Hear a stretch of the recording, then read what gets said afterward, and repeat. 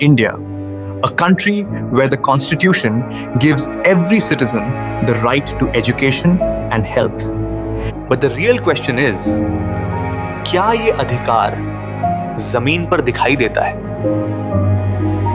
भारत एक ऐसा देश जहां संविधान हर नागरिक को शिक्षा और स्वास्थ्य का अधिकार देता है, लेकिन असली सवाल यह है, क्या यह अधिकार जमीन पर दिखाई देता है? चैप्टर 1, चिल्ले की हकीकत। अगर आप देश के किसी भी चिल्ले में जाए तो आपको एक ही पैटर्न दिखाई देगा।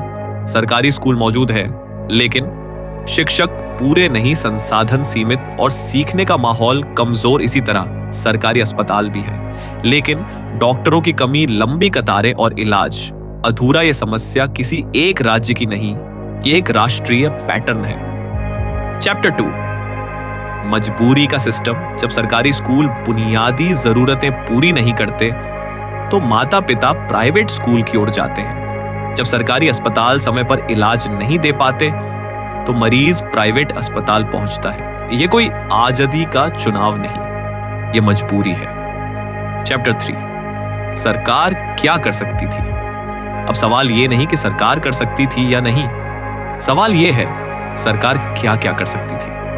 सरकार चाहती तो हर सरकारी स्कूल में पूरा शिक्षक स्टाफ ट्रेनिंग के साथ दे सकती थी। स्कूलों को सिर्फ इमारत नहीं, लैब, लाइब्रेरी, खेल और डिजिटल क्लास से लैस कर सकती थी। सरकारी अस्पतालों में डॉक्टरों की स्थायी भर्ती और 24x7 सेवाएं सुनिश्चित कर सकती थी। हर जिले में फ्री टेस्ट, फ्री दवा और फ्री इलाज को नियम नहीं, नागरिक का हक बना सकती थी।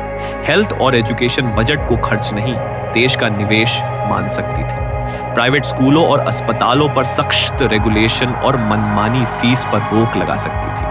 गरीब और मिडिल क्लास को सब्सिडी नहीं, मजबूत सरकारी सिस्टम दे सकती थी। चैप्टर 4, तंजिया सवाल। तो फिर सवाल उठता है, अगर यह सब मुमकिन था तो किया क्यों नहीं गया? क्या इसलिए कि अच्छे सरकारी स्कूल किसी के बिजनेस को नुकसान पहुंचाते हैं? क्या इसलिए कि अच्छे सरकारी अस्पताल किसी के मुनाफे पर चोट करते हैं?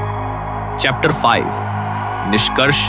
यह सिर्फ सरकार की नाकामी नहीं लगती, ये एक चुना हुआ मॉडल लगता है, जहां कमजोर सरकारी स्कूल महंगे प्राइवेट स्कूल बनाते हैं, कमजोर सरकारी अस्पताल महंगे प्राइवेट अस्पताल खड़े करते हैं और शिक्षा व इलाज जरूरत नहीं, मार्केट बन जाते हैं। चैप्टर 6, स्कूल माफिया और हॉस्पिटल माफिया अब एक जरूरी परत खोलते हैं। देश में प्राइवेट स्कूल और प्राइवेट अस्पताल सिर्फ संस्थान नहीं रहे, एक पूरा उद्योग बन चुके हैं। ऐसे स्कूल जहां शिक्षा से पहले फीस तय होती है, ऐसे अस्पताल जहां इलाज से पहले पैकेज बनता है। इनकी कमाई, एडमिशन फीस, डेवलपमेंट चार्ज, महंगे टेस्ट, अनावश्यक इलाज, सब कुछ कानूनी दिखता है। लेकिन सवाल वही, अगर सरकारी विकल्प मजबूत होता तो क्या यह मॉडल चल पाता? चैप्टर 7, सिस्टम किसके लिए काम करता है? जब सरकारी स्कूल कमजोर रहते हैं, प्राइवेट स्कूल मजबूत होते हैं। जब सरकारी अस्पताल फिर से टूटते हैं, प्राइवेट अस्पताल फैलते हैं। यह सिर्फ संयोग नहीं लगता, क्योंकि यही वो सेक्टर हैं जो चुनावी चंदे में दिखते हैं, नीति चर्चाओं में असर रखते हैं और नियम बनते वक्त अक्सर अनदेखे नहीं होते। चैप्टर 8, यह नहीं कि स्कूल माफिया कौन है, सवाल यह है किसे चाहिए कमजोर सरकारी स्कूल। सवाल यह नहीं कि हॉस्पिटल माफिया कौन है, सवाल यह है किसे फायदा होता है भीड़ भरे सरकारी अस्पतालों से। अगर सरकारी स्कूल सच में बेहतर हो जाए, सरकारी अस्पताल भरोसेमंद बन जाए, तो महंगी फीस का क्या होगा? लाखों के बिल कौन भरेगा? और मुनाफे का यह मॉडल कैसे बचेगा? चैप्टर 9, तो सरकार से सवाल, क्या शिक्षा और स्वास्थ्य नीति का विषय है या फंडिंग का? क्या नागरिक वोटर हैं या ग्राहक? और क्या कमजोर सरकारी सिस्टम एक गलती है या एक सुविधा?